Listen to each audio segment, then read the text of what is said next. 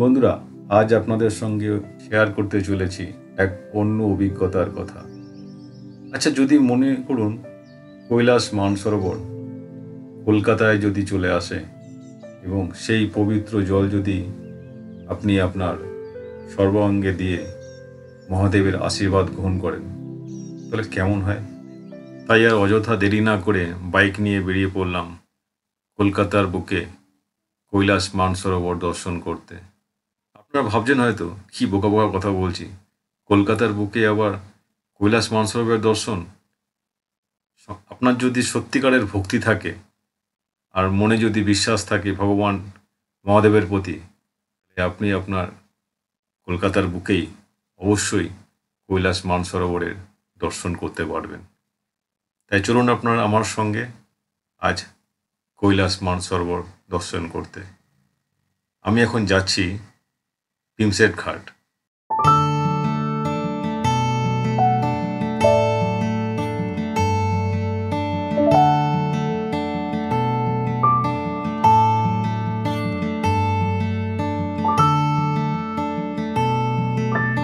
ভীমসের ঘাটে পৌঁছিয়ে সোজা চলে গেলাম গঙ্গার পাড়ে।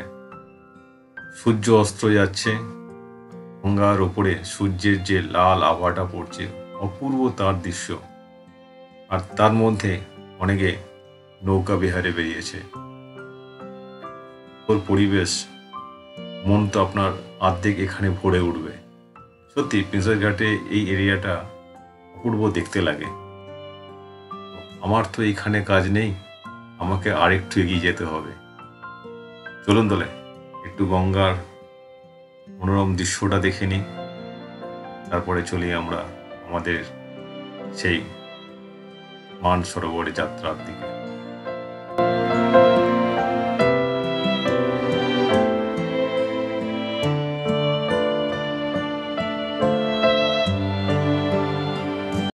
গঙ্গার তীর দর্শন করে এখন আমরা চলে এসেছি জেমস প্রিন্সেপের সেই হেরিটেজ হোয়াইট বিল্ডিং এর পাশে।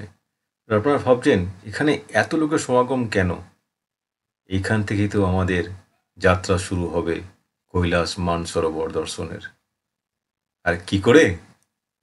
কেননা আস্থা আর বিশ্বাসের ডানায় ভর দিয়ে আজ আমার আপনার সবার প্রিয় দাফাদার বাবু কিছুদিন আগে কৈলাস মানসরোবর থেকে ঘুরে এসেছেন।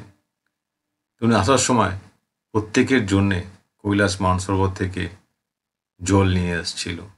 সেই জলটাই আজকে ওনার হাত ধরে আমরা এখান থেকে কৈলাস মানসরোবরের জল গ্রহণ করব। বলো ভাই। আচ্ছা, ট্রেনে আসতে ভালো মনে হয়। আমি তো খুঁজে পাচ্ছি না, তুমি দিদিকে নিয়ে বাইকে করে চলে এসেছো। কন্টেনার আছে আপনাদের কাছে? তুমি যেখানে গেছো এটা আমাদের সত্যি সৌভাগ্য। জানি না কপালে, আমারই কপালে আছে কিনা। হ্যাঁ, কোনো ব্যাপার না, প্রসাদ হাতে পেলেই হলো। অনেকেই গেছেন এরকম, এত আমাদের জন্য ভাবনা কেউ ভাবেননি বোধহয়। তুমি হাতটা দাও, ওরা তুমি হাত দাও, হাতটা না না, কোলে কোলে আগে পরে তুমি হাতটা দাও। তুমি যেখানে গেছো সেটা জানো না কোথায় গেছো। অনেক পুণ্যের জিনিস। আরে ঠিক আছে, যদি সৌভাগ্য হয় নিশ্চয়ই আমি যাবো। একদম একদম।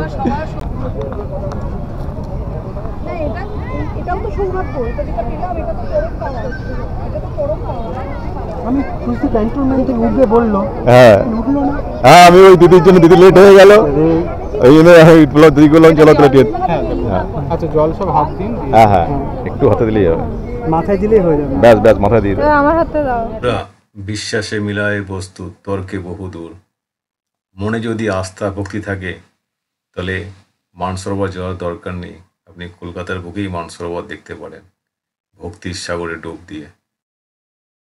এই অনুভূতি আমাকে প্রদান করেছে বলে আমি সত্যি দাফাদার বাবুকে ধন্যবাদ। আশা করি কোনোদিন যদি ভগবান সুযোগ দেয় অবশ্যই স্বচক্ষে মানসরোবর দর্শন করব। কিন্তু এখন মনে হচ্ছে যেন সত্যি আমি সেই মানসরোবরের পাশেই দাঁড়িয়ে আছি। অপূর্ব অনুভূতি, ভাষায় প্রকাশ করা যাবে না। ধন্যবাদ সবাইকে।